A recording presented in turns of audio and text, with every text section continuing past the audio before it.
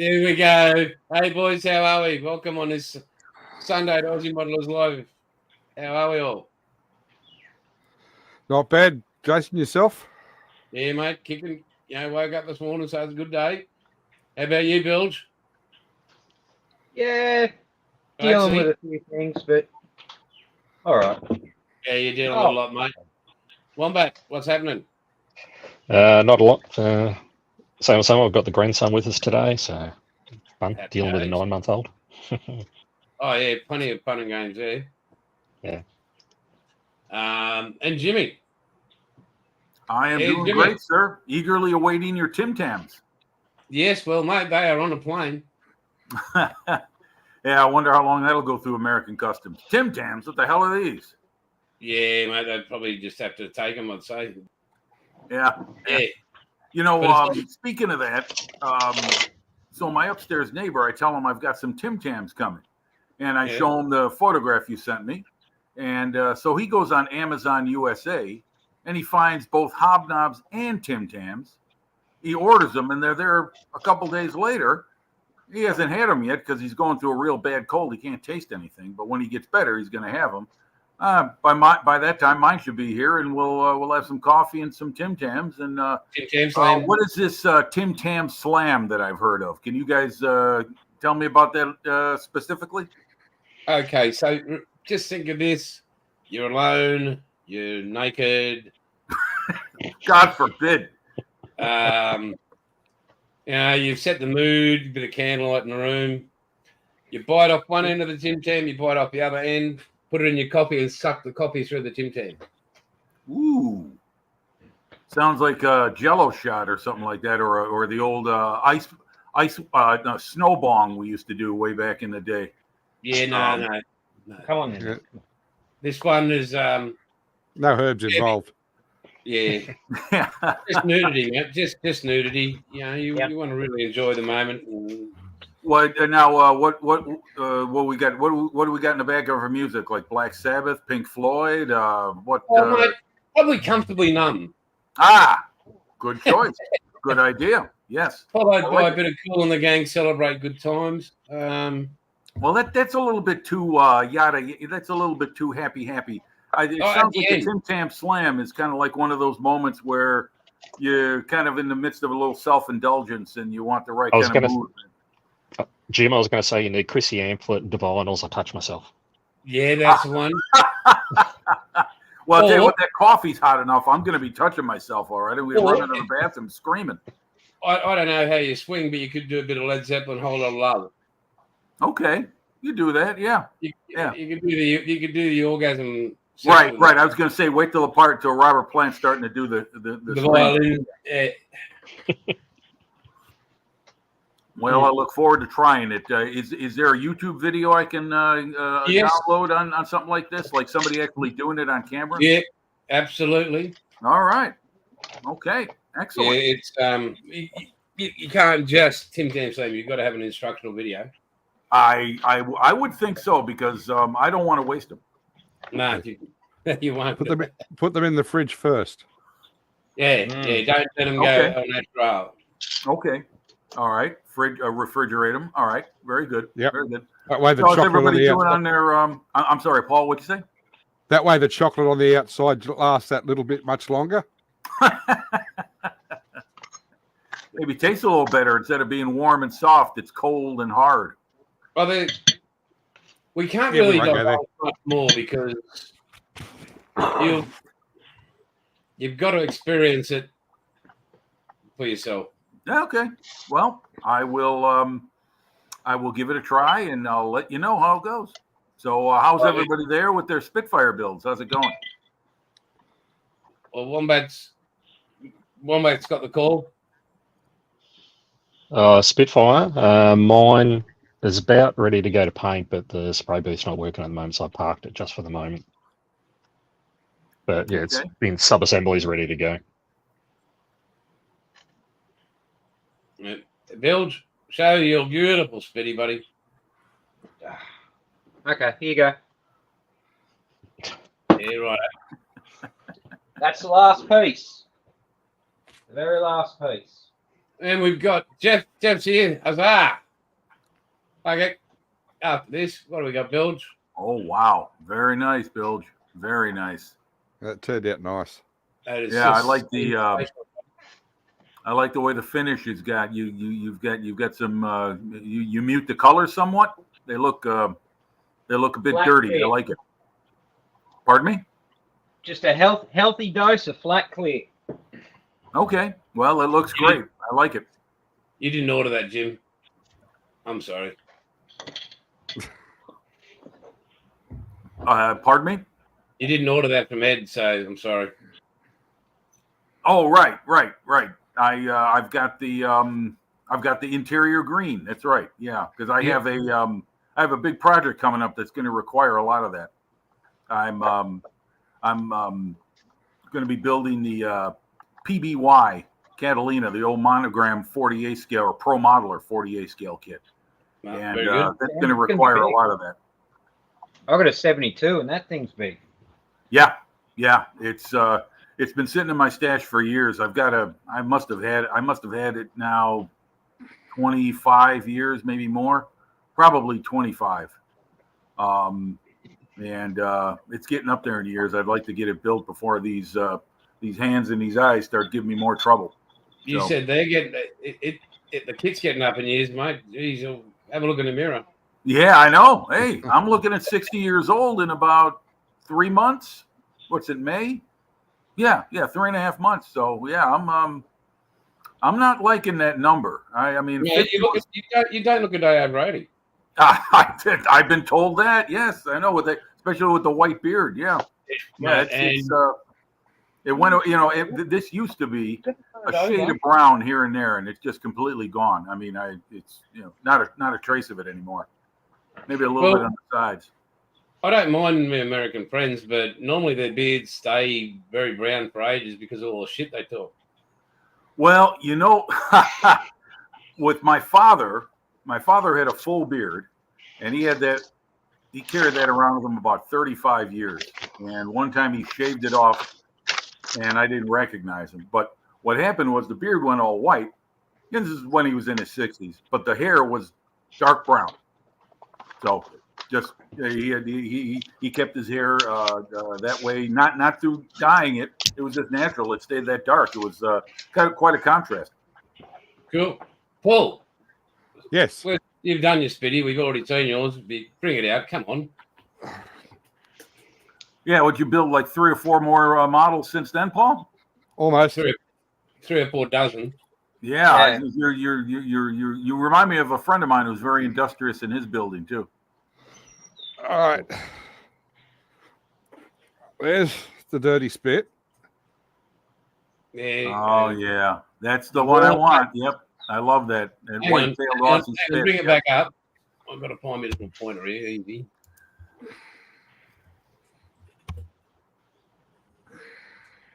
Beautiful. Looks great. You use the kit decals? No, Okay. I don't use Edward decals. Yeah, I don't like them. I've heard that they've kind of streamlined the process a little bit, where it's not quite as difficult as it was when they first started about 4 years ago. But I haven't tried them yet. I have the Edward the Wildcat. I got that as a birthday gift a couple years ago, and I decided to use their decals because I really couldn't find anything particular to what I wanted to make. So they're very good. Just don't try and peel that clear film away. That's what my experience taught me that the hard way. But leaving them on, they're great. They adhere well, and they conform to every surface. They're beautiful. They just have that They're layer. very thin. Yes. That coating on the outside of them I don't like. Right. Exactly. That's what I agree to there. Yeah. Oh, Yes, look I saw this earlier. That's the other thing I've been working on. Yeah, you were showing that to Peter. Yeah. That's his That is fire funny. engine. He's doing his Right there with it. Discover Thailand right now as we speak. Yeah. awesome. Right, And yeah. I started the full bore kit. Yeah. Did you see him go over the bridge? Hang on.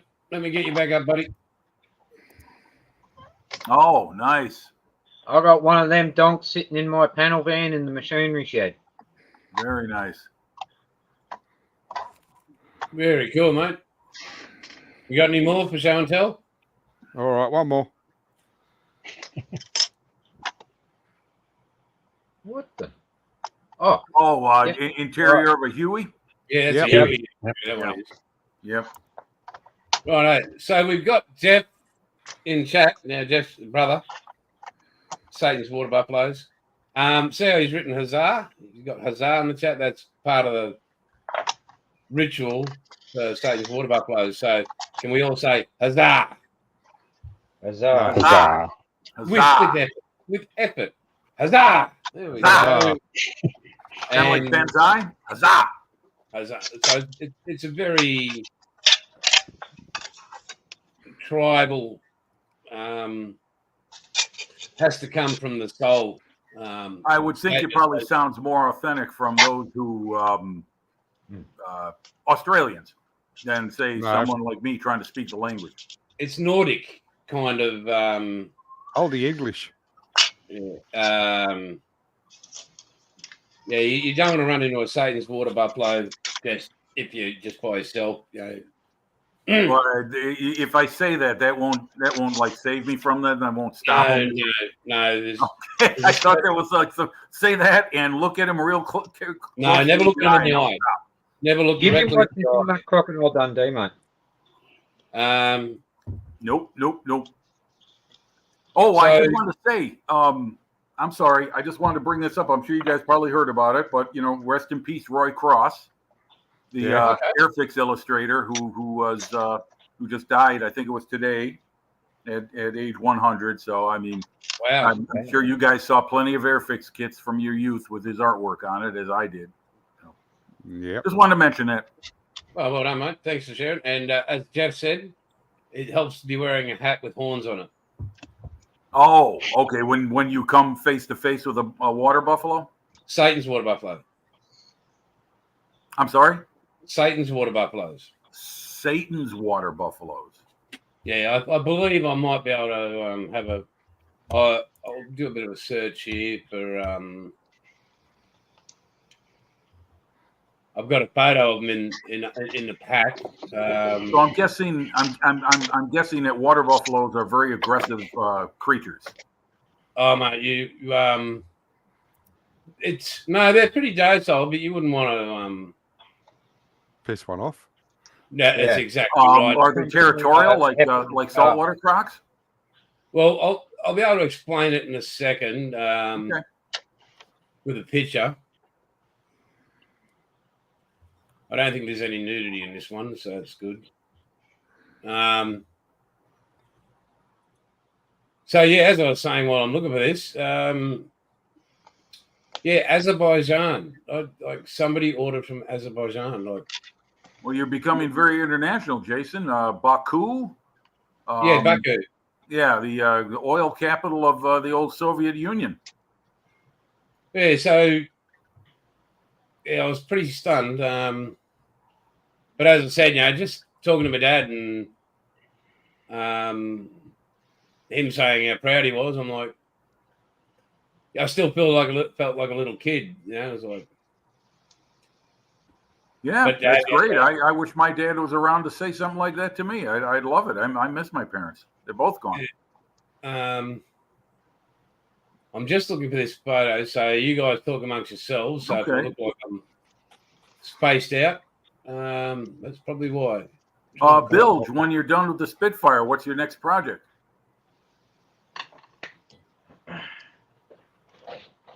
Oh, ow.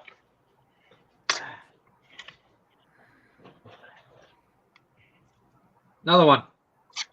Ah, okay, very good. Well, I'll tell you, there are a few subjects that you can never have enough versions of in modeling. It's the Spitfire, a Mustang, a T-34. I'm actually going to do this one. Oh, nice! I like that. Very Western cool. Australian one. Yep. Yeah, that natural metal color. It's silver, actually.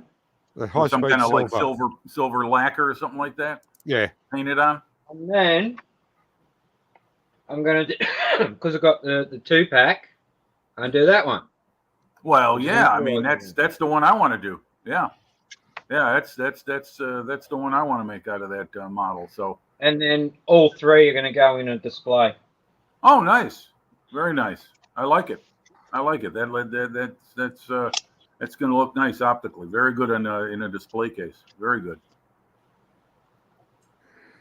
Okay. Now I'll just get see if Jeff wants to agree to having this photo put up of him and the Prez. I'm going to, but if it's okay, AGB on Xperio. So this is the Prez is on the left in this photo, and Jeff's on the right. So yeah, I'll just bring this up, and you've got to be wearing horns. This is what you've got to be wearing.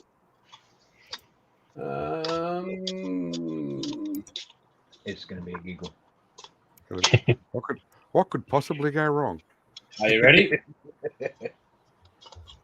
You ready? This is Jason's browser history. it. There we go. So that's Jeff on the right. And that's the Prez on the left. So that's when you're wearing horns and you're part of Satan's water buffaloes. Now, we'll show you another photo.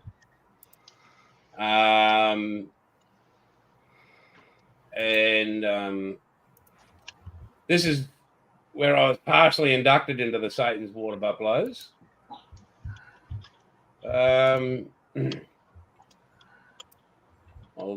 will. I'm not there.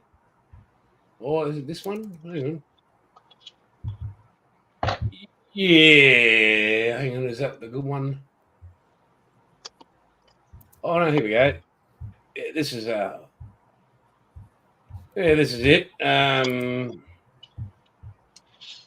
Hopefully, there's no children with me watching. Not here. Not with me. Kaya, avert your eyes. Come on, there we go. So many things to choose from.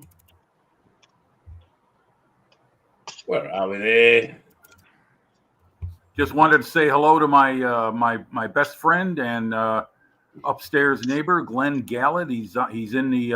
I see he left a comment in the chat, and we're best mates, as you guys would say, from way back when. We grew up on the same block together in Chicago, and I've known him since I was about 5 years old. He and his family. So, good man.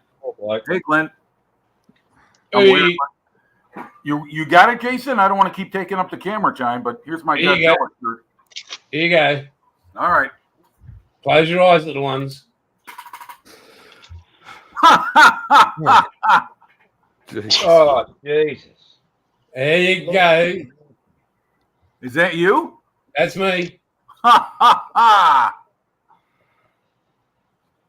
don't know whether you're out of Mad Max or from a Clint Eastwood movie.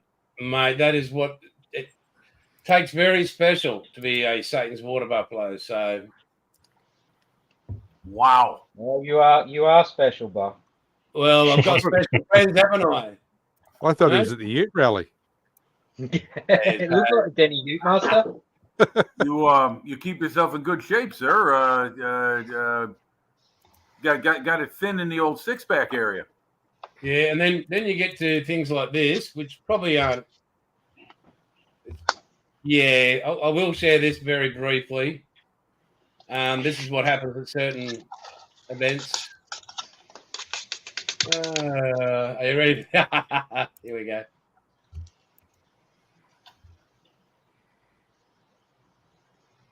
Yep, that's yours truly at the helmet toss. The helmet toss. Yeah, Okay, so what do you you drink alcohol. Is it like a shot put thing where you measure distance? Yeah, but Oh. you're throwing a helmet. You're throwing a helmet, and that is a man's hand between the legs. But don't worry about that. It's the pink shoes I'd worry about. Mate, excuse me, they are quality. Are those And- are those Chuck Taylors? Are those Converse Chuck I Taylors? don't know where I got them, but I got them. And Jeff will actually say that I actually took the title that night and at the next rally. So, yeah. So there you go, boys. Is that an annual event or something that happens on a regular basis, or is this like something that communities all across Australia have clubs and memberships of? It's part of the Ulysses Motorcycle Club. The motto is "Grow Old Disgracefully." So when we used to get together and ride a lot, that's you'd have the annual general meeting, and about 3,000-4,000 people would turn up. Yeah, it was great. Yeah, sounds like a great time. It And then was. you also have things here that are called a poker run. Yeah. But other than that, so I thought I'd just share that, lighten up the mood. That's great. I like it. You said water buffalo. There's an old cartoon we used to watch here called the Flintstones. Maybe you heard of it. Maybe We watched it here. Yeah, and Fred and Barney were members of the Royal Order of Water Buffaloes. Yeah. And they had their hats with the little horns and it almost looked like a babushka. Or not a babushka, one of those Russian hats, the big ones that they almost like the Beefeater guards. Anyway, I just had to mention, but no disrespect intended, none at all. That is that's great stuff, man. How long you been doing that? Oh, mate, I've retired a bit for the while, but as Jeff said, I'm a loyal northern member of the illustrious group, brave, noble, and full of it. Well, I like that you guys got a good sense of humor about it. You don't take yourselves too seriously. Mate, if we did, that's good. But other than that, Bill's really sorry to hear about your loss, mate. We're all here for you, you know that. That's all good. Cheers, guys. I'm sorry, Bilge. I don't mean to intrude, but you suffer a loss in the family? He might as well have been. He was like a surrogate father to me. Okay, well, my condolences. That's Cheers, a tough thing. Yeah, so just know, mate, we're only a phone call away. Yeah, that's good. Yep. I'll be back shortly. Just got to go check on Mum. Cool, mate. You're up. Do what you got to do. We're here for you, mate, but how about a bit of something with the hair, mate? Like, come on. Mate, this is my winter coat. Okay? Dogs, horses, cats, they can all have winter coats. Why can't we? Mate, the dogs, the cats, and horses could live in there. Bring me shelter, they say. Yeah. So I've got that GT40 coming, but only I'm going to actually be able to write this one off because of the Gulf Orange and Gulf Blue. So is that before or after you finish the tank? fuck you. Were you supposed to have some more American guests besides me? Yeah, mate. Yeah, I sent it out to him. I think with Jimmy. So he's got a young family as well. So Okay. and I'm not sure if Ed's actually got it. He might be working. I'm not sure if he's working on Sundays over there or Saturdays, but Saturday night, he's in the same time zone I am, so maybe he just got hung up doing some work at the shop or something, filling orders or something, So yeah, okay. So, well, that's okay. We're glad to hear, mate. yeah. Well, thanks for having me again. Thanks a lot, guys. This is becoming a very enjoyable thing to look forward to, and I don't care whether it's at 8 p.m. my time or 2 a.m. my time. I like being here. It's fun. I've become a live chat junkie. I mean, I think you should preferably get a life, but anyway. Well, I've got a face for radio, a voice for silent films, and a body for the blind. So, other than that, I'm okay. Yeah, and mate, there's a thing called Pornhub. Get into it. Nah, it's boring. So the week's been, as you can see, nothing. Oh, there's a couple of bits I've got managed to be able to move, but yeah, the orders have been coming thick and fast, which is good. And I noticed a couple of videos. Moss gave us a link. There's a guy in the UK doing die-cast restorations in the UK, and he put that up. Outlaw Diecast, I think he's actually called. So he's just done a spray out on this Ford Ute and looks unreal. I wasn't quite happy with the way he was using it. It was only a 1/24th, but he nearly went through a whole bottle, and he's using a 6mm, a 0.6, and it was, he must have got 40 psi because this stuff was Outlaw was pound. Oh my God, just go. Wow. Go easy. Well, yeah, truth be told, that's one thing I'm constantly learning and relearning is how to properly apply paint. And the first time I used your olive drab on the P40, the first round I had with it, I had, well, let's see, the needle was a 0.35, I think. I think it was in. It's either that or 5. Doesn't matter. Yeah. The point is that I went through all this paint and I couldn't understand why. And then the next time, I don't thin it because you don't need to. You can pour it right into the cup and spray it. That's what I like about it. You could read the bottle. I'm sorry? You could have read the label. Spray at 15 to 20 psi. Right. Yeah. Well, I was around 20, and what it was is I was just too trigger happy. It was going down so fast, and I was just looking at the model. I wasn't looking at, any. I get a little bit of tunnel vision, and so when I came back to it and went with the second coat, this time I didn't drain it. I had plenty left in the cup when I was done, because guess what I did? I watched what I was doing, and I paid attention to how much I was putting on and how heavy and wide open I had the trigger, and it was going down easy. And honestly, either way, even if I accidentally flood it, that stuff levels so well and dries so evenly that, I mean, even a heavy-handed chump like me is going to have a hard time creating a heavy spot where the paint just wells up and it's got nowhere else to go but dry on top of itself. So that's what I like about that stuff. It's almost like you made it for it to work no matter what. So that's what I'm impressed about. This door for the Speedy, 4 drops of paint in the cup. That's it. For what? The Spitfire? Yeah, this little tiny door. For that. Oh, okay. Yeah. What that is little it? tiny door. And not only that, but I didn't use it all either.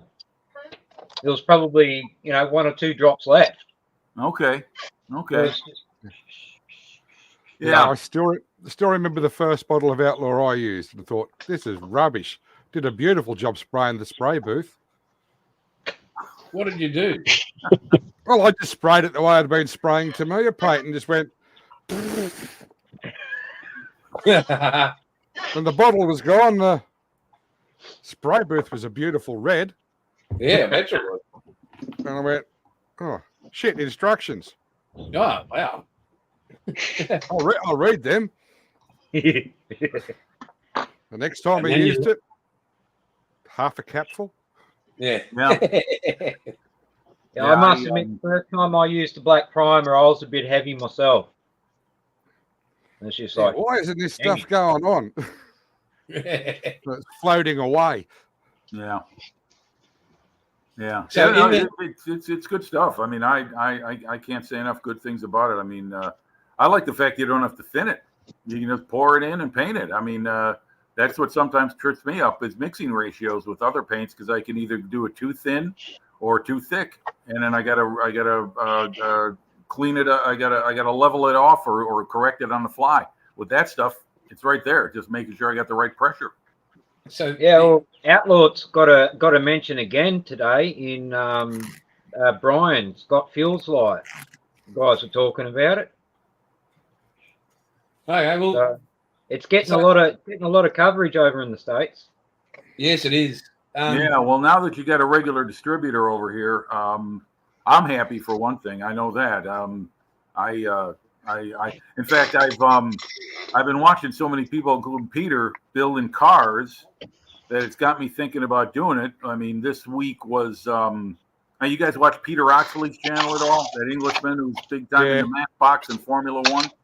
Well, this week he had a anniversary thing about the death of the Formula One driver Senna, and I like Formula One. I used to watch it big time because my older brother, big time gearhead, and he F1 turned out to be his favorite sport, motorsport. And anyway, I was watching it when Michael Schumacher was and Ferrari were ruling the roost. But I love the history of Formula One. It's great. I'm not too thrilled with today's game. It's kind of corporate controlled. It seems like just a few teams really have a chance at winning. Whereas maybe I'm looking back through rose-colored glass, but it seems like the field is a little bit more balanced unless you hit on the right combination, like what Peter was saying. I can't remember all the names in the racing teams, but I love the cars. They look awesome. So it's got me thinking about building that old Tamiya kit, the Elf, the dual front wheels. There you go. Yeah, nice Wombat. Yeah, but I haven't built a car, and I mean a real car. I mean, one with the deep gloss finish and everything. Not like for instance, I just bought. Hold on, I'll be right back. Just hold on, be right back. What's on the hat there, Wombat? Oh, McLaren. Oscar Oscar Piastri. Yeah. How about you see qualifying where Ricardo didn't even make Q2? One of many. This is it. Just got this the other day for like $20. Happy days. And it's a wartime VW, and it's actually a pretty cool looking little vehicle. Now you don't have a whole lot of great choices for colors. It's either field gray or dark yellow, but I'm going to build it, and it's got me thinking about doing a real car with a real deep gloss and all that stuff that I stopped building cars because I wasn't very good at. Well, you'll get better. Yeah. Well, yeah, I figure with Tamiya, I can't go wrong because I know people have built their 1/12th or 1/20th scale cars, and they're good detail, but they also go together well, and that's what I'm looking for. I want it to look good too. The other thing I always had a problem with was building cars where all the wheels touch the ground. The wheels were installed square, 90 degrees to the ground. Fenders, bumpers, and everything all looked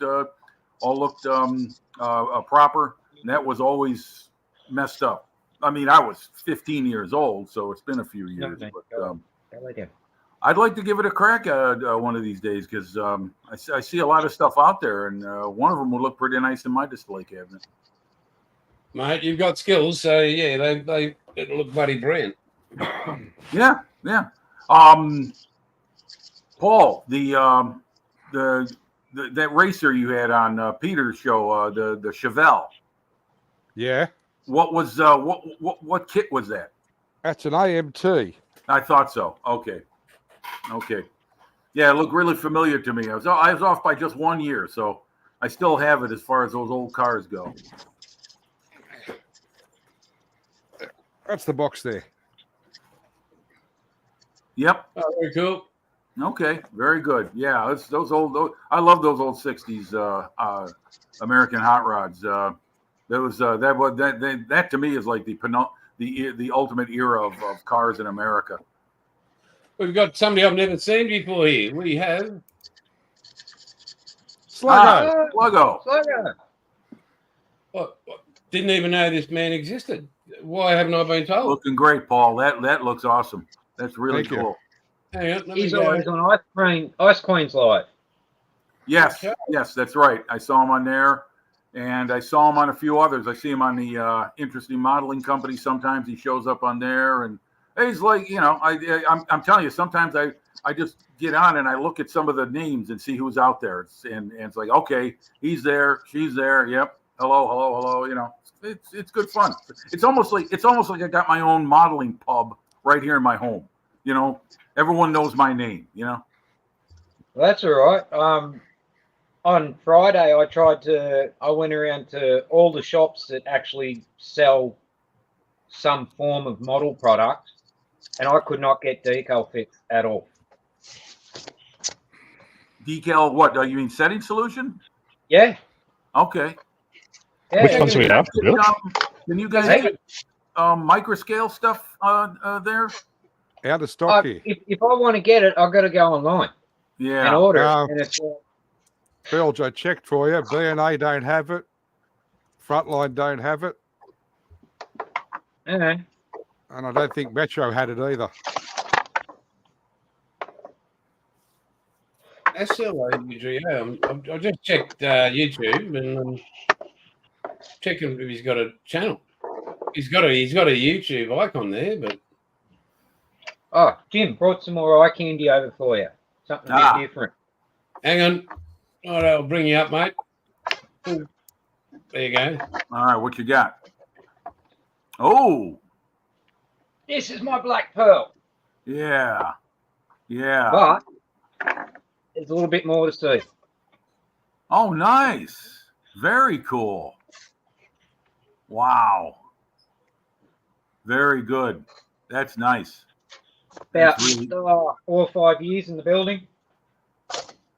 Yeah, I did. Last time have you been doing some rigging lately? It seems like you've added some to it. No, not really.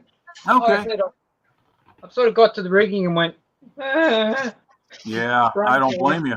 That's one thing. That's one reason why I don't build warships, is because of the rigging, amongst many Well, other reasons. But all these backstays, they're not fixed. That's why they got weights on them. okay. So that once it's all the backstays are done, I can then go through and adjust everything and get all the forestays nice and taut and get it, because if you go Is that through what and the lock figures the are front and then do your main and your mizzen, if one of them's out, your rigging will be screwed. Mm. Do So you that's what watch? I've done that way.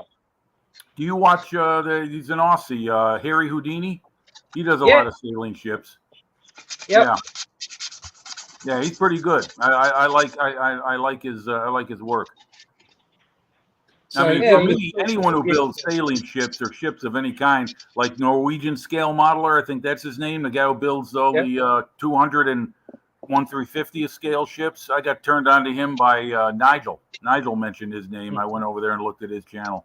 But anybody that can is in my book a superhero, because I mean, being a kid, I was building box scale Revel and Monogram and Aurora warships when I was young lad, but I gave up on them a long time ago because the problem is that with armor, I can make a simple build into a real complicated one, because I'll start buying one thing after another to add to it, or I'll start scratch building stuff.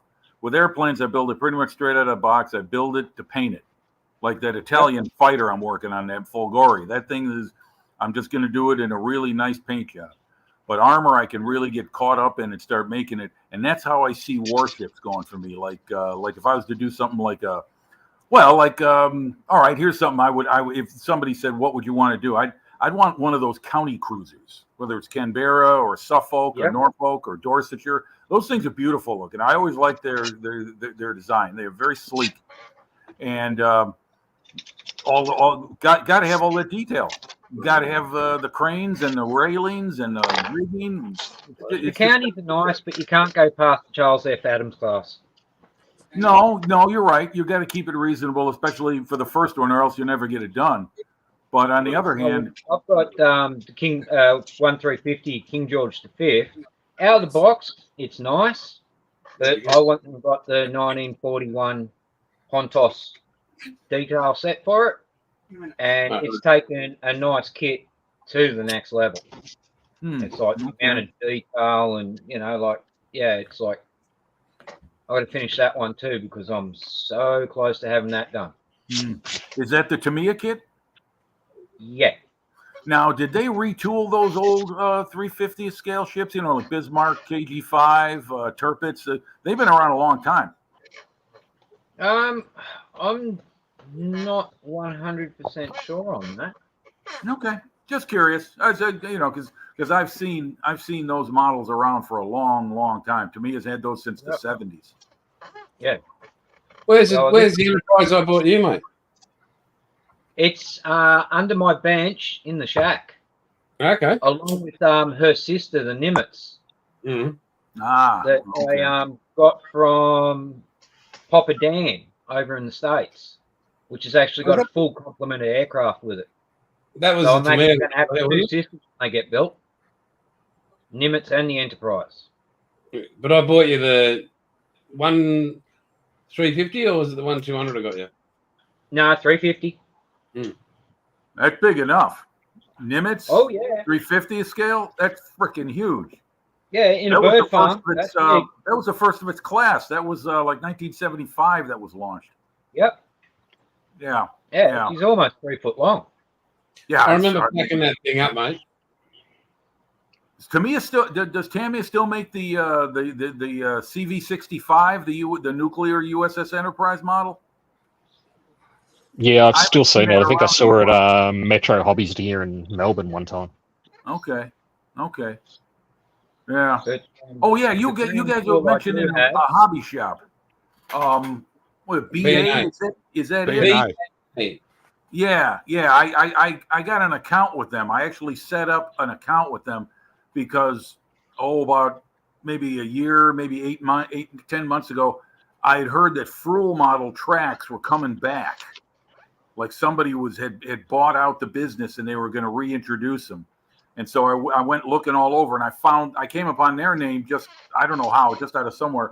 And it had all these Fruhl tracks, but it said out of stock.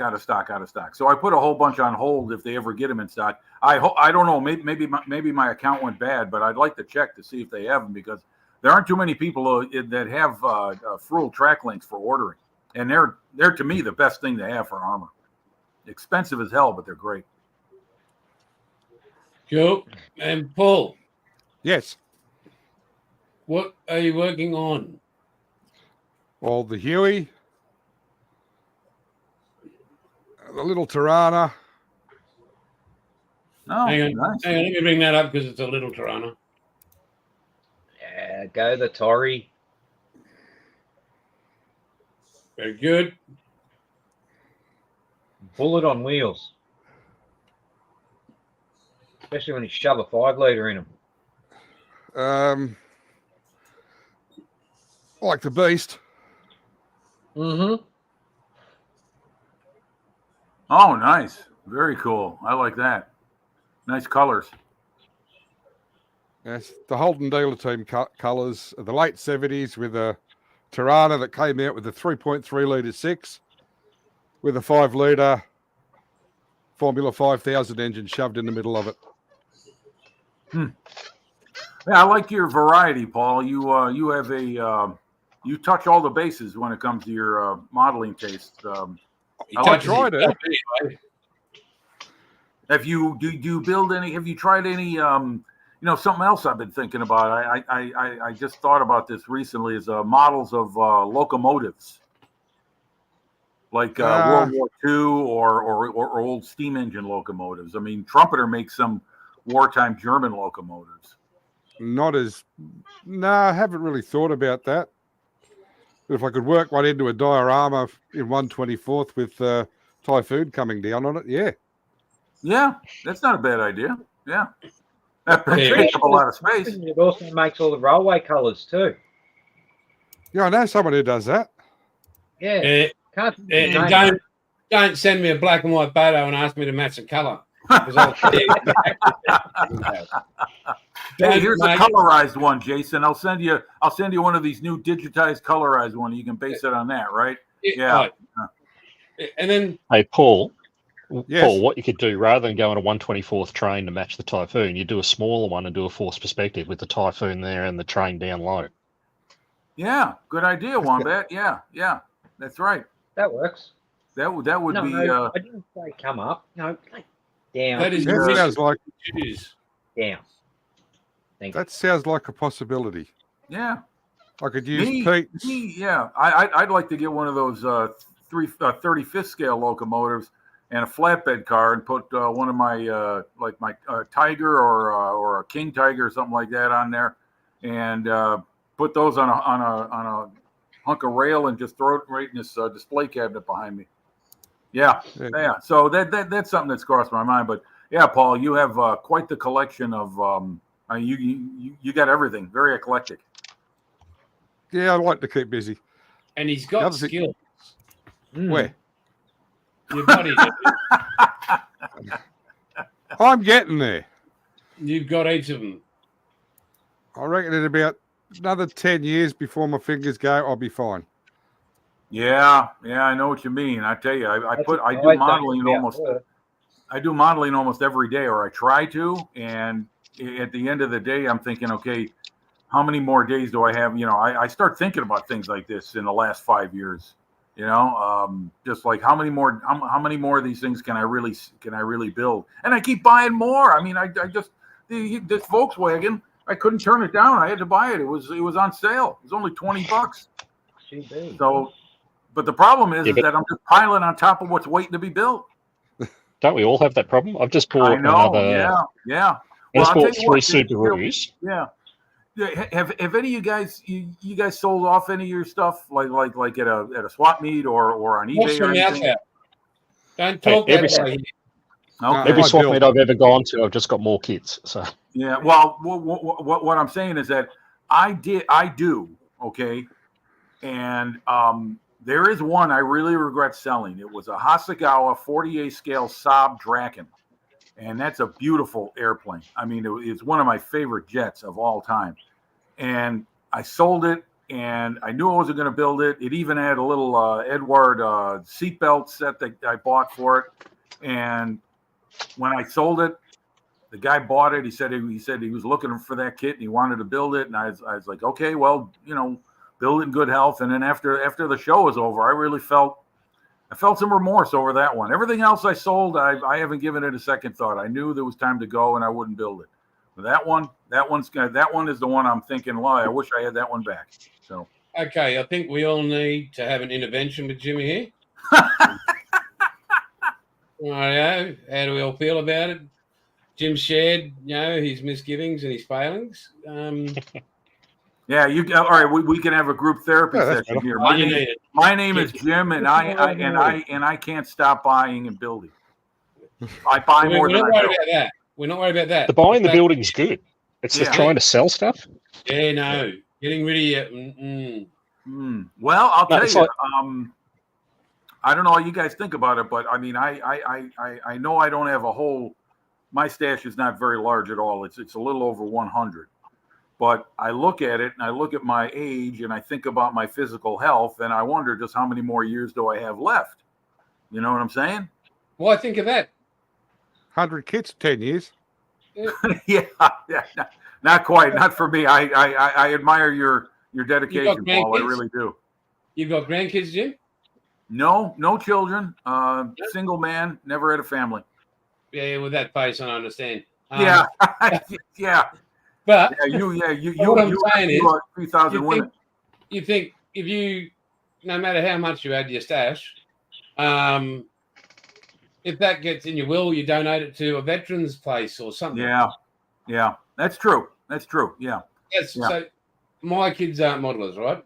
They maybe, and the grandkids, a couple are going to work. I'm working on, but my wife and I, we talked about it, and when I go, the aim is to give it to veterans, to model clubs, and that sort of stuff. Because I've got this room, the garage, and there's a storage facility where I've got just kits, just floor to ceiling. And so that'll all be sold on or given away to help out other people. Yeah. Well, it's interesting, Jace. That's a topic that was raised on the Bench podcast. The last one they did, I think it was, on what you do with your kit, your stash. And it's like, do you what you said, you pass it on to members of modelling clubs if you're a member of one. Some people have said RLs and stuff like that. try and donate them, but trying to get the kids to do it. I'm the same. I'm hoping that my 9-month-old grandson, when he eventually gets a bit older, is going to want to do it, because I've tried it with my two girls who are now 20 and 14, and they're sort of like, I'm not interested in this stuff. So Here's the secret with our grandbabies. So you get a bottle of this stuff while they're young, and you just go like this. You just go, introduce them to the smell. Yeah. have a sniff of that. And as they drift off into a little, helps them sleep as well. But that's the only. I don't see the point, because my wife said, "I'll just keep your room. Nobody will be able to go into it." I said, "Well, what's the use of that? What is the? There's no use in having all this stuff, and you've got my built, and yes, they're the built stuff. You can see that when you want, but all this stuff's just going to sit here, and nobody will get any use out of it, or it won't enrich somebody else's life." So there's a mob I know up in Townsville that literally is a veterans modelling club, and it's a free charity thing. And I know that a few businesses donate kits to it, and so stuff will go to there, and other ones around the country. I mean, I'm well over 1,600 kits right now. Well over. I can count my kits on both hands. So, and people go, and I'm lucky that my wife doesn't go, "Oh, why do you need that?" or "Why you haven't built this and that." But to me, it's not a therapy. It's just like I like them. I love the artwork. I like, yes, one day maybe it'll get built. I'm really aware of that. That I won't get through these in my lifetime. But if I don't, I want somebody else to be able to do it. Yeah, well, that's reasonable. I think all of what you said makes sense.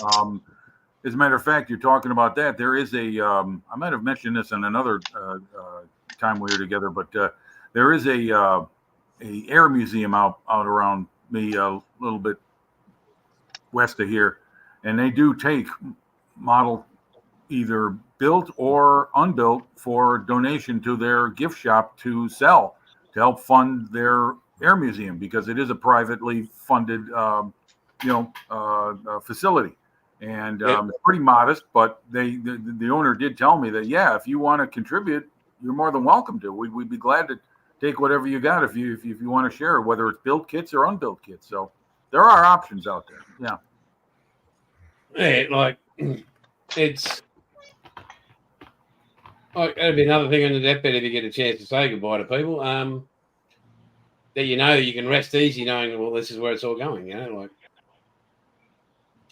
that's just one of those kids might go to somebody who's having a real rough time in their head, and then they can sit down, and it may ease the burden. It might not, fix it up, possibly not, but it'll just, Yeah, I agree. You're right. I mean, that's what Model for Heroes is about, essentially. It's offering somebody something to turn away from something that's causing them difficulty in their life with a creative outlet, and that's a wonderful thing. So, I mean, that's why I'm always glad to participate in the auctions, and even if I don't get anything or I spend my money on that, I'll make a donation anyway. So it's a good cause. What else?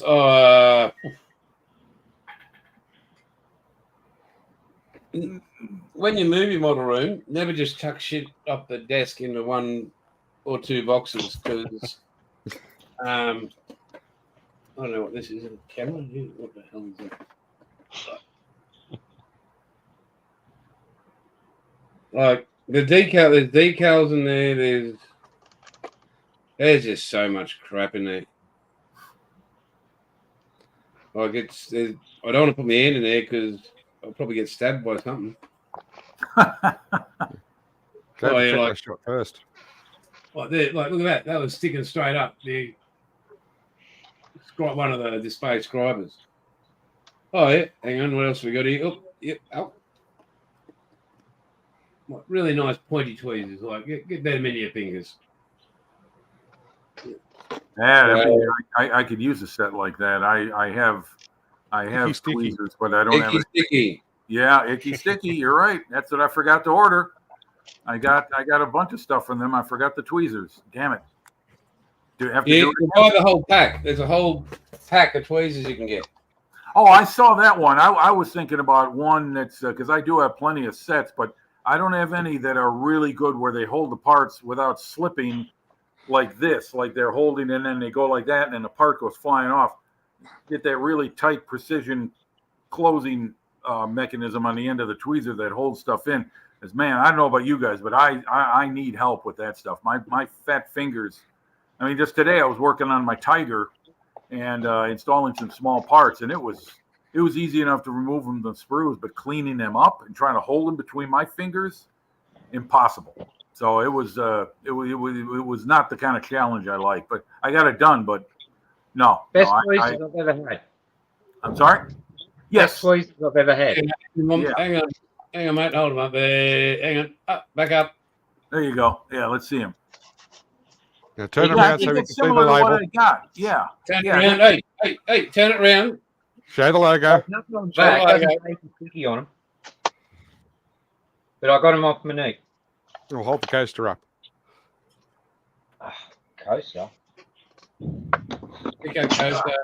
I have to wipe all the dust off it. Wow. Yep. There you go. Icky sticky. Now I'm looking forward to my order. Should be coming soon. And they're great for putting super glue on when you're using them. But hey, I love my icky sticky. So I've got this, my little. Hang on, I'll bring it up to big.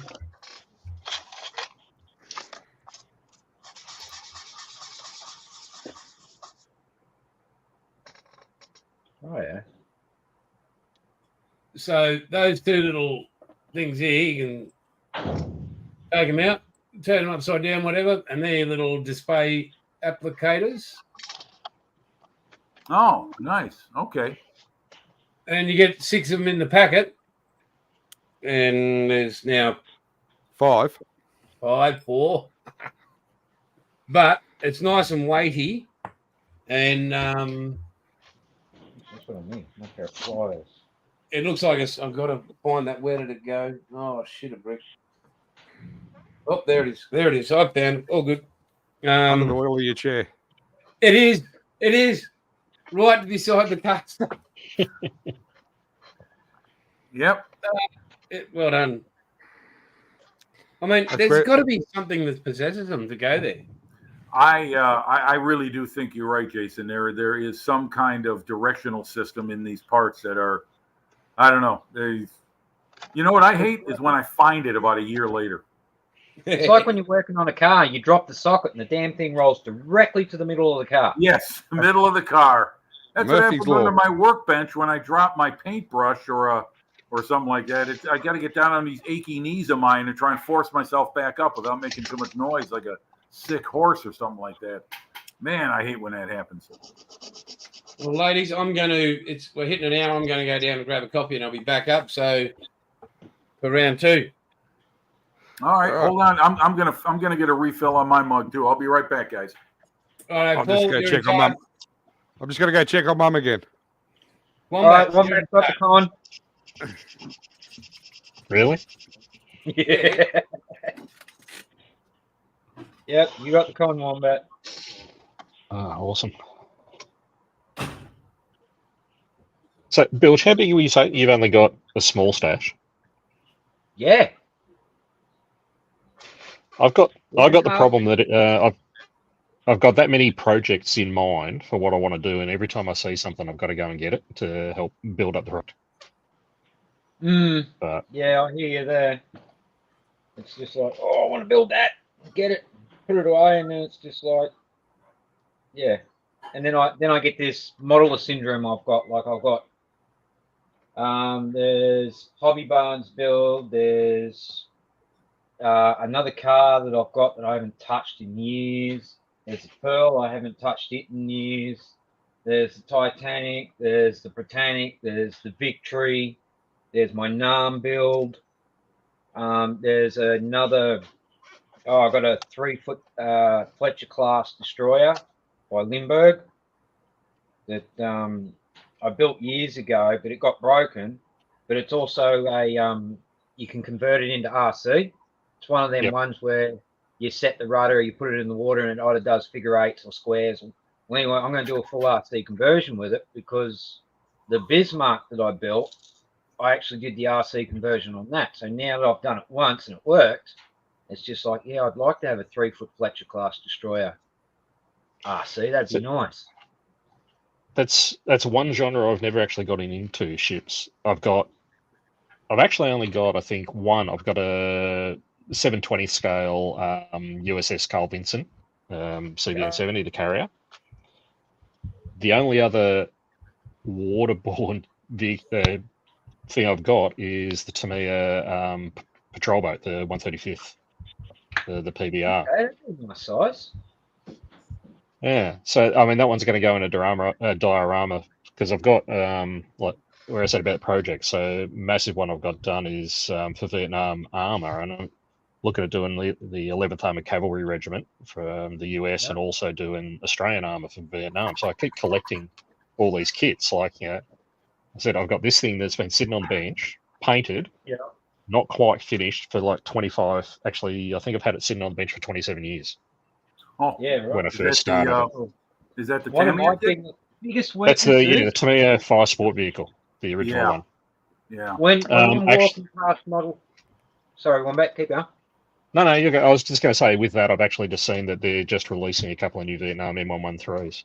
And Andy's Hobbies headquarters is releasing the 116th M113. Yes. Well, Yes. Paul, that's- It's amazing. I bet- that 1/16 scale has exploded the way it has. I didn't know how that was going to go. Yeah. I personally, the only thing I would do was build a Jeep. That's about all I would do. I mean, everything else. Can you imagine a fighter? You imagine Yeah, a I went fighter? to Model Expo here in Melbourne a couple of years back, and they had a display of 1/16 tanks and all RC versions of them. And I saw there was a 1/16 Abrams, and that thing was freaking huge. I'm thinking, no, I'll never do 1/16. And then they announced the 113. Go, okay, shut up and take my money. It's a done deal. Yeah. for my And birthday, at least two. this brand new release. Oh, Oh, you mongrel! nice. I want that one. Who makes that, Bill? That Oh, there, AFE Club. AFE Club. Hey, if it- that there's my weakness. If I'm in a hobby shop and I see the red kangaroo, Yeah. I can't help it. Like Okay. I've got I'm not really that much into aircraft, but yeah, I've got a 132 scale Phantom and a 132 scale F111. Even though, like, I was looking at the price check and going, I can't afford this, but I can certainly pay it off. And yeah, that was the whole thing. It had the red kangaroo. I was just like, yeah, nah, gotta have it. Let me ask you guys a question. When did the Aussie marking go from just the blank roundel to putting the kangaroo in the middle? 1950, between 52 and 58 was the transition. Buff might know. He's I was old gonna say it was enough. around Korea, wasn't it? Yeah, it was after Korea Mm. because the reason we stopped using it was during the Second World War, the red dot, because the Yanks were trigger happy. They shoot at anything with a red dot. Yeah, including their own planes. Yeah, that's why they got rid of it. That's exactly Um, right. Yep. And the Kangaroo came out in the late 50s because I've got a Vampire that's got the Kangaroo on the wing, a fuselage and not on the wings. So it's a Okay. transition. I like it with the kangaroo in there myself. I mean, I like RAAF stuff from World War II, but the kangaroo adds a little. There's no mistaking that's Australian. Yeah. Yep. The worst Paul, it kid was I the had. 2nd of July, 1956. Okay. Well, All right. So That's post not too bad. I got either side of it. Okay. It was close. So do any of you guys build World War I airplanes? Once. I have never Something done one. Camel. I have never done one. I have two Yeah. in my stash, and I don't know when I'm going to get around to, opening them up and building. Tinkering with this one for my granddaughter. Okay. All right. Bristol Bulldog. Yeah. Actually, I did build a Fokker triplane back when I was about 10 years old. The only World War I aircraft I've ever built. Yeah, I bought that. in 1/72. I think it was the and it's- Matchbox bag kit. I think. Yeah, and it's that big. Oh, those Yeah. anything under 30-second scale is like the size of a cigarette lighter. I mean, even 48 scale stuff is just too small. I'm talking about, you know, with my eyes, you know, Yeah. nowadays. Maybe when I was younger, but I never put.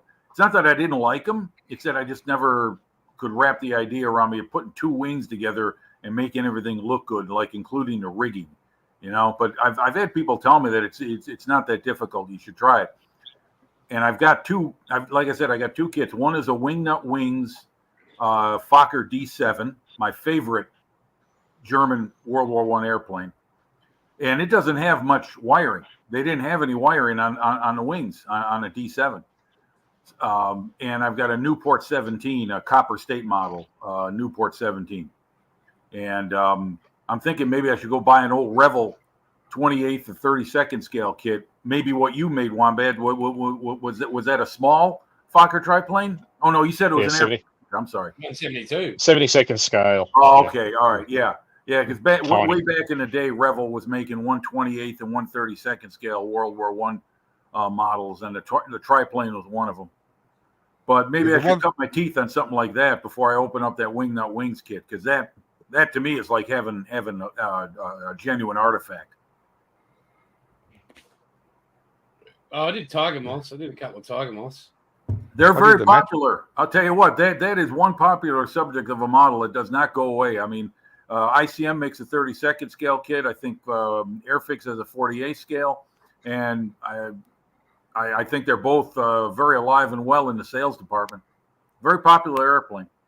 The last Tiger Moth I did was the Matchbox 132nd. Oh yeah. I remember that kit. Yes. I Yeah, bought it when I was working at 32nd scale series. That's right. Yeah. Yeah. bought it when I was working at Hawker de Havilland. Built it, and it's still there somewhere.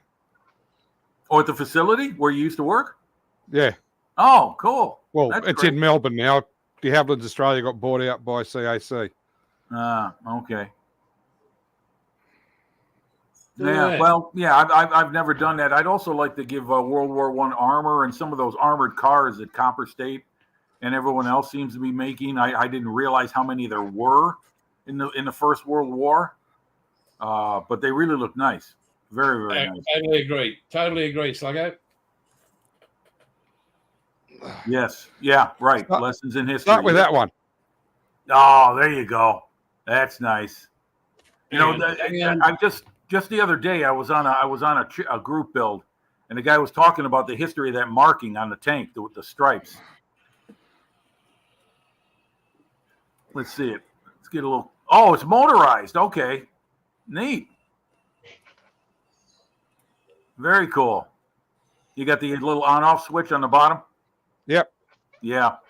I built the old 1960s Tamiya King Tiger, or no, Hunting Tiger, Yag Tiger, and it was Jaguar, motorized. And you had a little on-off switch on the back and on the bottom, and they give you the rubber band tracks. And I would run that all over my house. I was like 15 years old when I built that. That was my first. That was the first kit I built that wasn't made by a U.S. manufacturer.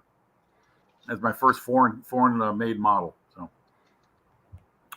nice. I I remember- didn't know those things came motorized. I didn't Yeah, know well, it that's was it. still It's into that market as far as the not an 30. expensive kit. Yeah. Oh, gotta be. Yeah. No, it's not an expensive kit. Okay. I'm sorry. That's surprising. I thought maybe with the motorized stuff they jack it up another $20. Well, you got to remember, Tamiya started with motorized tanks. Right. Sure. Yeah. Yeah. I Well, remember the first tank I built when I was 14 was the T-34, yeah, and it that had- was motorized. Yep. motorized with a wide controller on it. Did you have the 25th scale or the 35th? I don't know. That was 40 odd years ago. Yeah, because they had 25th scale motorized stuff back in the 70s, and then they went to 16th scale, or maybe they had 16th scale because that's where they got their start, right? Tamiya, weren't they RC first, and then they went to plastic models? They're battery motor models. Yeah, The RC Yeah. came later. yeah. I'd love to go So to they- that hobby shop in Tokyo. A couple people. Andy did Andy's HHQ. He did a walkthrough there of the hobby shop in what was it, last year sometime. He visited Tokyo for a model show, I think, and he did a walkthrough with the camera. It's incredible, their history. It really is. I mean, I knew they were around a long time, but boy, they certainly do make just about everything. So, Wombat, what do you got going there, mate? Sorry? What do you got on there in front of you? The Tamiya Ford Sierra. Okay. So I'm just trying to clean up the body, remove the parting, the seam lines and stuff before I put some primer on it. Make sure the inner guards are right. Sorry? Make sure the inner guards aren't too wide. Oh, yeah. It'll go into a wall. It's okay. No, it's going to have problems. Back in the day when they were running them out here, they sort of cheated and made the inner guards wider for wider tyres. No, Ford cheating. Let's not talk about those Eggenberger Sierras, the black ones that won the was it 88? I think it was. That was in legal dispute for months, I think. Yeah, and let's talk about the fuel they used, eh? Oh yeah, it's good old rocket fuel. Yeah. Where is your car going past? I don't know. So let me ask you: did any of you guys paint figures? Badly, yes. Just curious. I've been working on them for a while, and I'm getting a little better at them over the last couple of years, courtesy of a couple of methods I learned from Martin Kovac, Night Shift. He a couple of methods. He's amazing. I know he didn't create them himself, but he used them, and one was the glazing method, where he paints the black base and then the white on top and the conical, like sunlight hitting the figure, and then he paints his colors with that as the undercoating with glazed coloring. It's really nice. Yeah, I watched the Night Shift, the ones you're talking about, and I actually made me want to build this. I've had this Verlinden 120 mil thing sitting on the bench for I don't know how long, and it's one I really want to do, but my figure painting skills have always been crap. Well, I'll tell you what. I saw Night Shift's video and I thought, no, I'll give it a whack.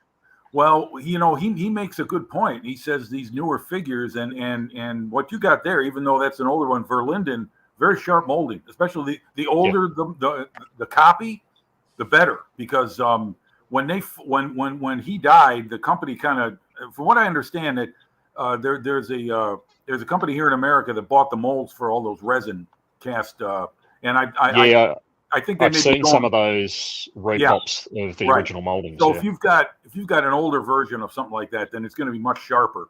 And Kovac has said, with these newer kits like kits figures like Alpine and I mean, I can't even name them all. They seem to be new ones every time I turn around. They paint themselves because of the sculpting. You're not painting a flat, faceless, kind of dull, like 1970s era figure. You've got so much detail in there that, it's crying out for just some basic stuff, and you can bring it to life, and then a little bit more, because my skills have improved tremendously. I mean, have we all gone out? Oh, we're back again. Okay. You guys there? Yeah. Yeah, gotcha. No. Yeah, the Masterbox stuff, Jason, looks really good. I mean, I've got some old 35 scale figure kits. And I've got the old Dragon Productions ones that they did back in the late 80s, 90s. And I think Jim's frozen. The detail on them's not great. Yeah, Jim's stuck, I think. Yeah. I find my figures in the kits look better after 2 or 3 years of dust. Well, it's like, I've got some of those armor kits from Tamiya from the late 80s, early 90s, and some of the figures in there are pretty ordinary, but the detail they're doing on them now, because they've changed their processes and they're actually 3D scanning. They're all Tamiya stuff now is just awesome. They're all core-side figures. Yeah. Okay, so I've got call sign figures, and they're quite good. Bit finicky to put together, but they're good. You get a range of 300 different heads to put on them. I'm looking for. Welcome back, mate. I'm looking for Andrew from Full Ball did a 3D print of Harlequin. Hey, Jason, you seen me? Oh, yeah. Okay, there I am. Yeah, we can see Okay, you, I'm mate. back now. Okay, I don't know what happened there. That I don't know. I think my connection may have screwed up on me, but I'm getting 100% connection on the Wi-Fi signal, so I don't know what's going on. But Put another Anyway. dollar in the meter. yeah. But yeah, this Harlequin, it'll look great. It's for the wife, so. But I've got the mask. I've got a few of the girls from World War II, the pin-up girls. So I was looking actually last night. I was looking online for a Tank Girl figurine, so from the cartoon and the movie. yeah, But yeah, short of buying a 3D printer, it's going to be difficult to find one that's not like a couple $100. So we'll talk to Andrew, and he might be able to whip you up, mate. that's all right. I got to talk to the wife and convince her I want a 3D printer. So Oh, right. Yeah, sorry. Strategy. You know, those things. I've already suggested, and then I sort of got shot down. So Those things are becoming more and more affordable and easier to use. Too. Like, go, well, I can print out all this stuff for the house. I can, hooks for this and that, and holders for this and that. Like, hey, Bill, I Measuring tried that, spoons. and she said, "Oh no, you can do that with a filament printer. You don't need a resin printer." I go, "No, I want a resin printer." Because going back to what I was saying before about projects, I've got one where I want to do with Vietnam War, and I want to do the Brown Water Navy, so the Riverine Force, and using the PAC-V, which I saw Gecko Models have released a new one, but doing the Tango boats, so the landing ships that they used, which are the old LCM3s converted into LCM6s and then converted into things. The problem is there's one supplier in the US. I've forgotten the name of it, the company, but they did them in resin, and you're looking at 200 to 300, if not more, Australian dollars for those things. And I'm thinking the only way I'm going to be able to do it is design it and 3D print it myself, because they're pretty straightforward. Either that, or I have to get one of the I think Italeri and Revell and Trumper to do the LCM3s. And you'd have to actually scratch build the LCM6 converter, take a plug out of it and extend the hull. I'm thinking, no, I'd rather do it 3D printing. So, but yeah, I'll keep working on it. I might get my way. No, you won't. No, probably not. there's always the other I option. like to think I will, but There's always the That's- other option. It's easier to beg What's that? forgiveness than ask permission. what, that box? No, I've had that sitting in the garage for years. Yeah. Although, Yeah, mind you, if I get round to what I want to do and move out into the garage, she'll never know.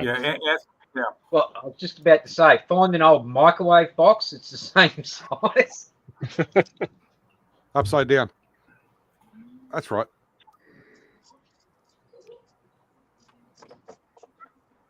Does Mrs. Outlaw know you've got that? Yep.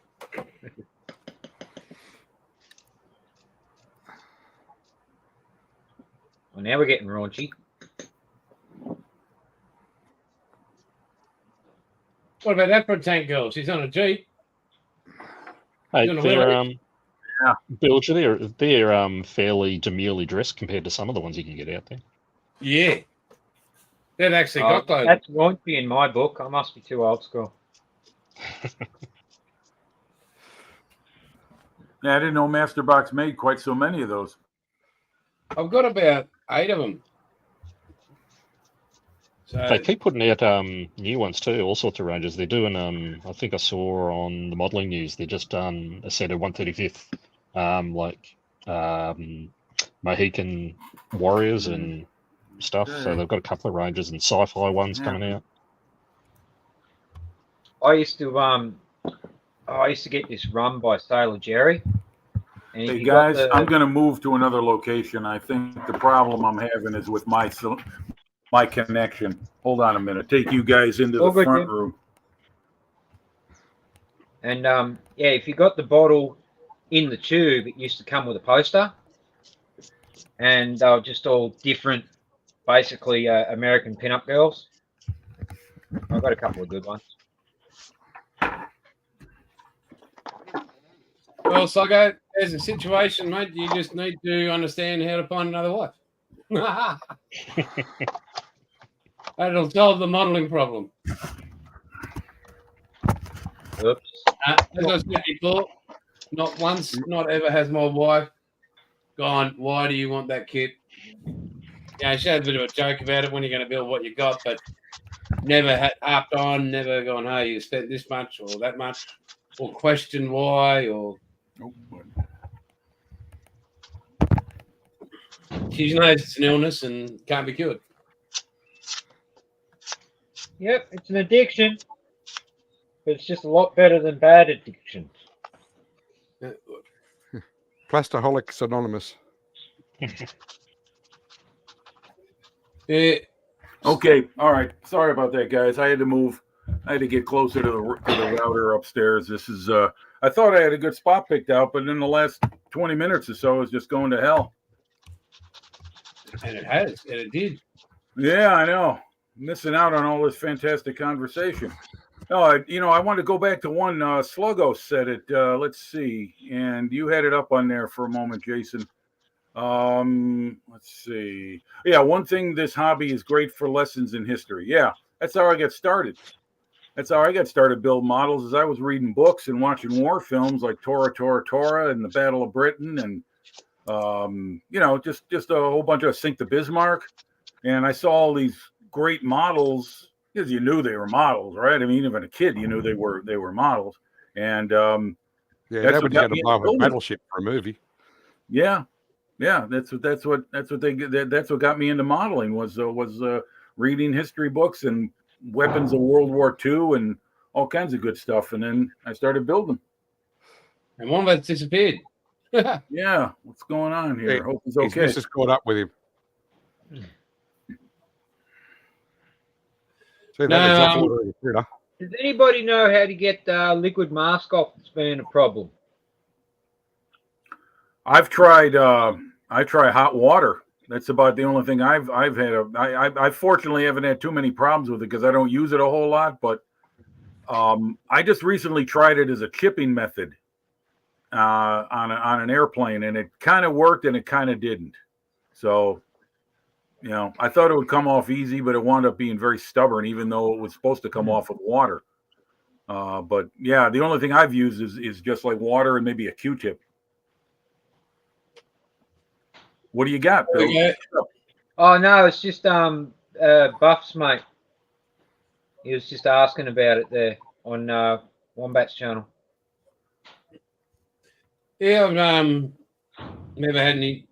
I've never come Oh, across. here it is. Yeah, anyone know how to clean off liquid mask that's been attached for a few weeks? Very sticky with residue. No, I mean, I've been, like, a friend of mine gave me an idea for getting off tape residue from clear parts, and you use like WD-40, not WD-40, but like 3-in-1, like motor oil, house oil, stuff for like motor tools, that kind of oil. But I don't know about liquid mask. I don't know if that's going to work the same way. And you got to be real careful with that. You don't want to damage the clear by contaminating with the oil. But getting that off, oh, good question. I don't know. I use tape on all my. What's that, Bill? Maybe IPA. Alcohol might be strong enough to cut through the residue. Yeah. But not plastic. Yeah. Do you guys on the Q-tip itself, not on the plastic? So apply the IPA to the Q-tip, then try rubbing it in a small spot first.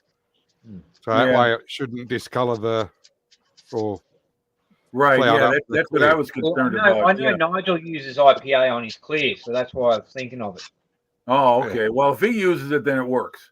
Yep. So, but I don't know if it'd be strong enough to cut through the masking fluid, because if the masking fluid's water based, yeah, it's kind of a tricky one. I've been lucky so far with when I've that's the one I let use. my stuff stay on too long, like tape. but never masking fluid. I use tape on my clear parts, and I've been lucky where it's come off and I haven't had any problems. But I also dip my clear parts in Future, or whatever they call it over there in Australia or in Europe. I don't know what it's called, but I've got a big bottle of that stuff, and I dip the clear parts in that because it's supposed to, Well, it's supposed plants, to protect, yeah, Yeah. it's supposed to protect it from getting fogged by crazy glue or regular solvent based model cement. You can use it to attach it without damaging it.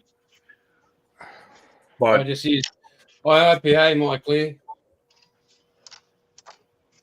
for what, cleaning it, Jason? No, just to adhere it. I don't CA. I don't use anything but just CA for any of my clear parts. I don't use Okay. CA. No. Just saves any risks. I mean, Yeah, that's true. Yeah, there you go. Yep. Use. Yeah. Yeah, some of that stuff you can buy nowadays, like Gator glue. That's something I got here in the States. That stuff's specially formulated to work with clear plastic parts. It's not just regular white glue. PVA wood glue. That's all that is. Yeah. Really. because it's a model, it's just going to sit there. So if you ever have to glue it back on, you just another, bit of IPA. Not IPA, PVA. PVA, yeah. That's it. Like, it's not much of a drama to put it back on. And you're not risking it. It's not going to get damaged. Is that the one you showed? Yeah, probably the same thing. Zap. Formula 560 canopy glue. That's the one. Yeah. Yeah, what's great about that stuff is just like regular white glue, dries clear, and you can even use it as a gap filler if you're working with an older model and the clear parts don't fit quite the way you should. And you can peel that one off. Highlights, Yeah. that stuff. Yeah, that's one thing I like. Tammy has introduced in some of their newer models, like the Phantom. They have the front panel of the aircraft in the immediate front of the front portion of the canopy as part of the canopy. So when you glue it on, it's all one piece instead of having to glue that glass part onto the fuselage and hope that everything matches up. It's all I think more model companies should go that way. It's one thing I don't know about you guys, but that's one of the things that I have a difficult time getting right is the installation of clear parts. Yeah. I think Airfix did it with the Anson. Pardon me? I think Airfix did that with 148 Anson. Oh, did they? Okay. Yeah. And Walrus. Okay. Oh, it's Sluggo says he uses Zap canopy glue 560. Is that a CA glue, Sluggo? Hang on there. Hang on, mate. Hang on. 560. Oh, there it is. Oh, okay. Okay, that's it. Okay. Newer model than me. Okay. Mine's old. Okay. Yeah, I used to buy a lot of Zap products, Zap-A-Gap glue, very good stuff, but I'm buying smaller size containers of super glue now because I bought the bigger ones and I do my best to keep them from turning to rock, but They can do. So, I know that Paul knows, I know Jeff knows. I'll share it anyway today. So I remember last week when I was saying you're tired and all that sort of stuff, and really having a hard time at the moment, body wise, and not wondering what's going on while I'm waking up and not thinking I've ever been asleep and doing something and then wanting to go and just sit down. So I've had my blood tests. I've got to have more on Tuesday because it's a public holiday here. So currently, and we're not sure where we're at, that's why I've got to have more tests. Got diagnosed with a beautiful thing called bowel cancer. So on top of everything else. So we'll find out later on this week when all test results come back where we're at. But that's the reason for the season at the moment. So, and we'll just apply that on as we go. So just sort of in case somebody hears it on the wind of what's happening, now everybody knows. So, yeah, that's where we're at. It's a good day. So we'll just see how we go. Yeah, well, I hope everything turns out okay, Jason. That's I lost my dad. The pundit's a shitty situation. But just another thing. And keep on doing what we're doing, and whatever will happen, and I ain't worrying about it. My dad did say, he told me, he said one good thing about bowel cancer when he had it was he no longer had to wipe his ass. There we go.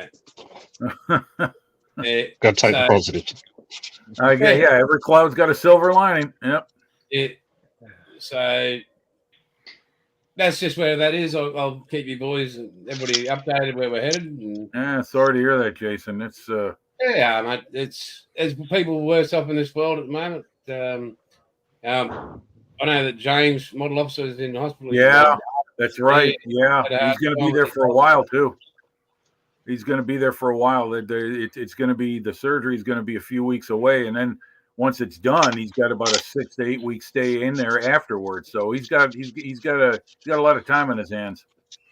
Yep. So yeah, hoping for a speedy recovery, but a safe recovery. So yeah, thank you, my brother. Little bro. So yeah, although against Mrs. Outlaw's not protest, but just care and concern, I did go and play golf. ISD. And I believe I ended up coming second, which is not too bad. I was leading right up until the last group came in. And I only got done by 2 shots, so that's okay. I was absolutely buggered when after every shot, I thought, oh, thank God I got a golf cart, because I wouldn't be getting to the next hole. And so, yeah, that's all good. I'll keep doing that and keep doing those little things I enjoy for that at the moment. And we'll fight it, beat it, and move on to the next. Little issue. It's all you can do, man. It's all you can do. Can't let her run your life. Nah, mate, nah. So we'll get on to another subject. Well, how's the Lancaster coming? The Dam Buster. Yeah, it's there. It's in the box. In the box. No, it's again, this whole room. I'm still finding bits of everything everywhere. So yeah. I haven't. How's that move going? You got most of your stuff out of there already? No. As I said, I've been bringing up little bits and pieces. Right. And then, but with the outlaw side of things, you got to make the paint doesn't make itself, and box itself, send itself. So I'm going as fast as I can, trying to use the energy I got, and then being told you will stop now, you will sit down, you will stop right now. Have a couple of hours rest or 3 hours rest, get back up, have another crack, and then just trying to balance it out. And once I'm up and set up, like this week, I've got all this. Hopefully, I'll have a full clear bench here. Locate everything I need again. Get back onto my spit. Get back onto the Lancaster, because I've got my little motors, and I'm really happy about them. And yeah, we'll move on with that. So do you do all the work yourself with the Outlaw Paints, Jason? I mean, you're a one-man band? Yeah, it's all handmade. By yourself, I mean. By me. The help with Outlaw. Wow. Mrs. Outlaw will box it up. She doesn't make any paint or anything, but so the labels are well handmade, so they're all printed, and There's 540 different labels. So I'll go and I'll mix it. I'll pour. It's all hand poured into each bottle, not machined. So each bottle's hand filled, capped, labelled, and Mrs. Outlaw will pack it up. So, Wow. Yeah, that's they talk about homemade. it is, and very proud, and the boys will be proud of it. It's 99.3% Australian made. The only thing that isn't Australian made in that product is the bottle and the cap. Where do those come from? Well, they come from Australia, but they're made in China, I believe. Okay. So the same bottle in China, in Australia to buy would be just for the bottle without a cap is $1.90 with nothing in it. That's a lot per bottle. Yeah. The caps are 35 cents each. That's that's two and a quarter right there. So, yeah,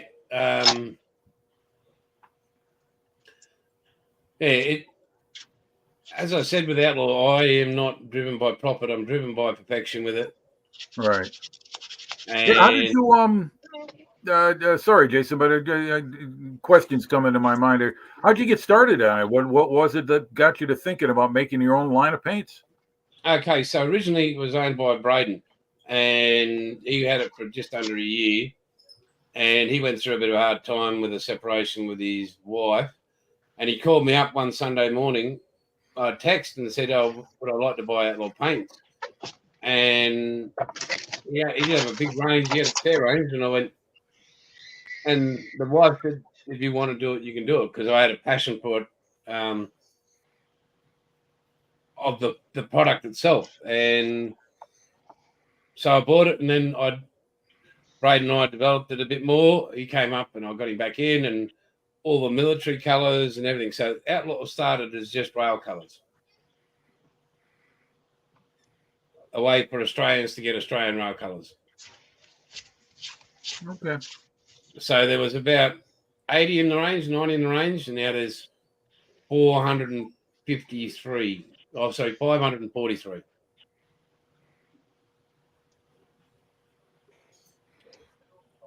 Yes, Luggo, me. Yes.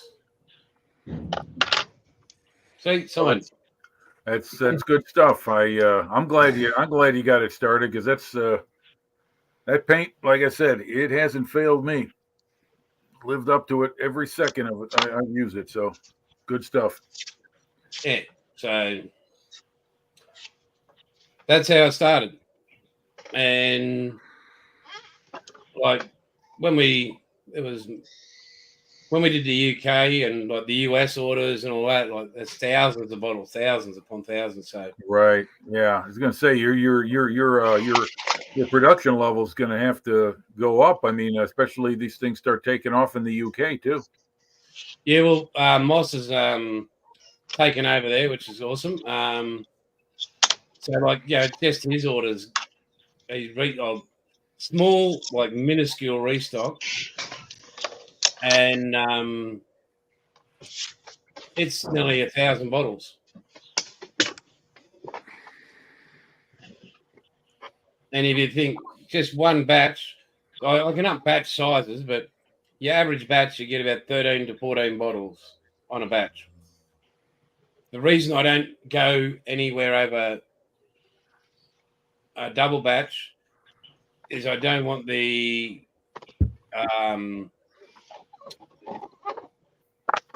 margin for error, and when if it's not broke, don't fix it.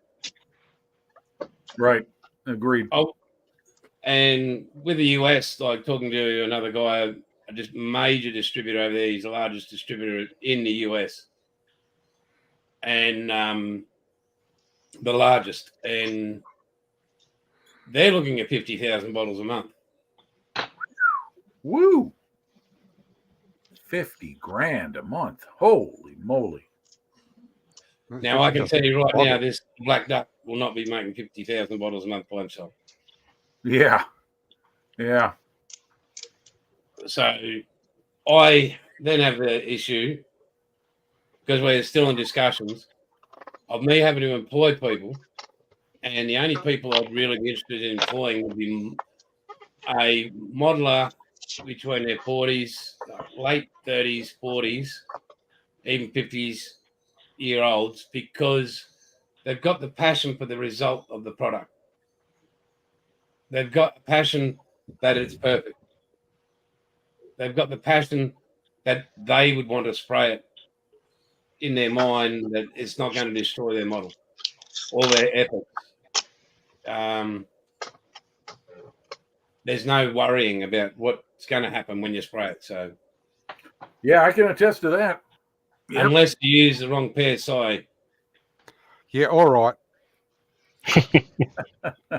I'll be right back, guys. I got to get something. Be right back. What happened with yours, Paul? I'm sorry. What happened? You used.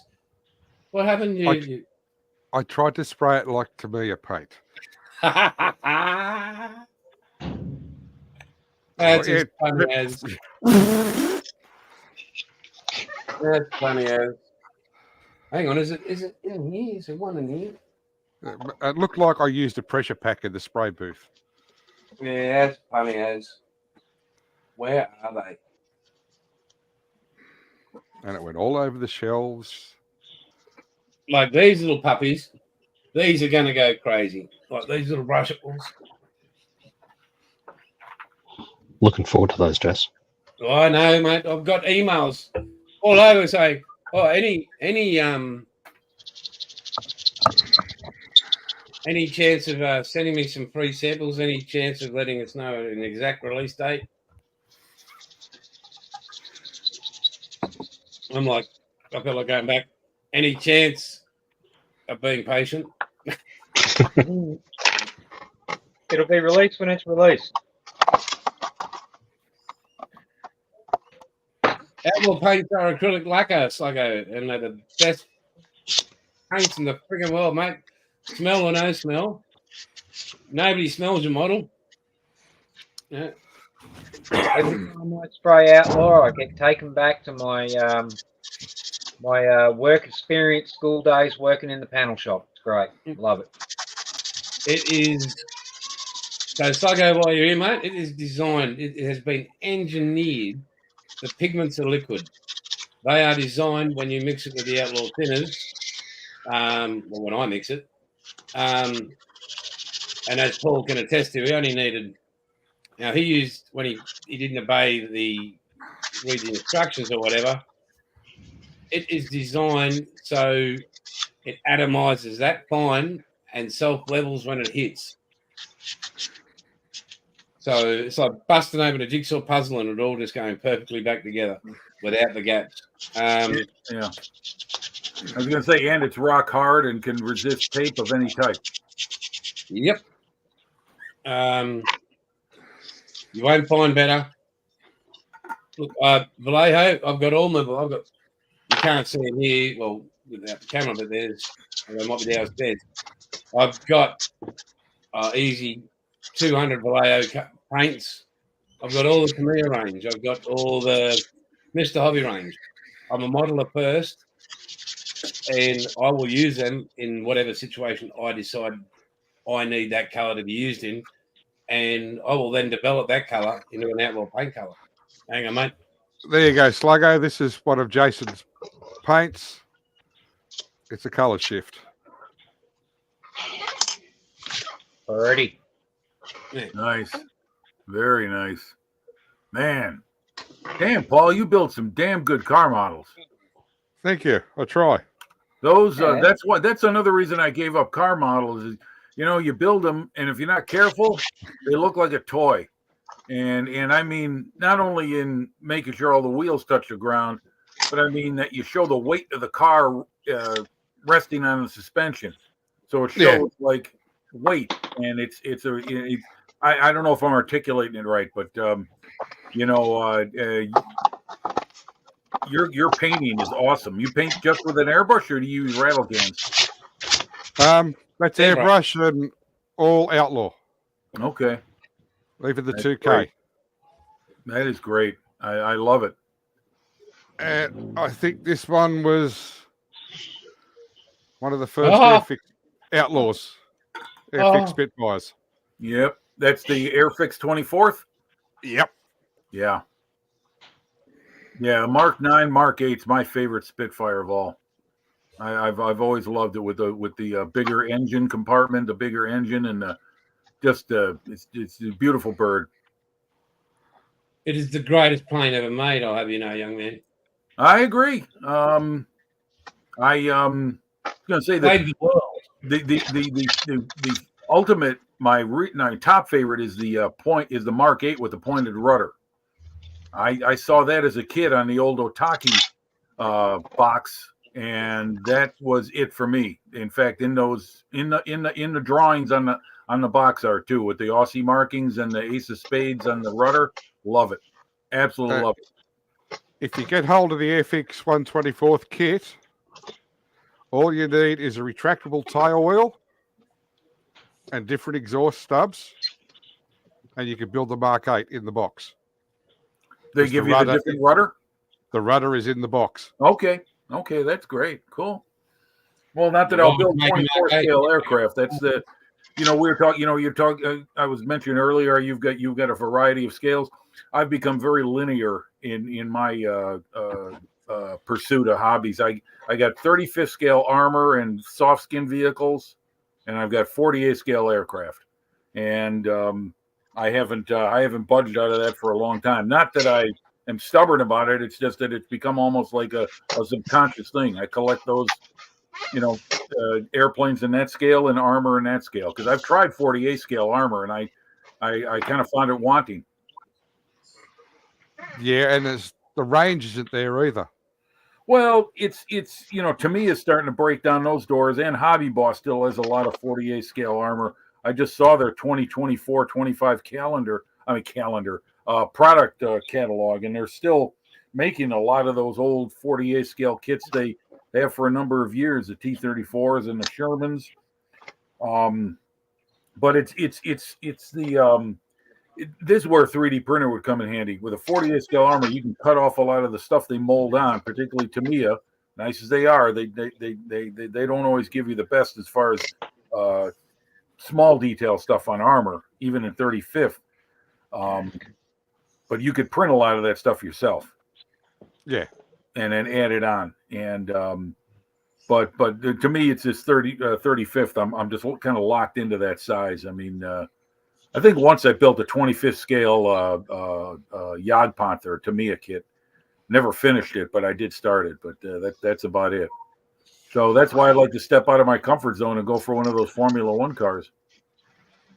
Don't feel bad about starting a kit and not finishing, mate.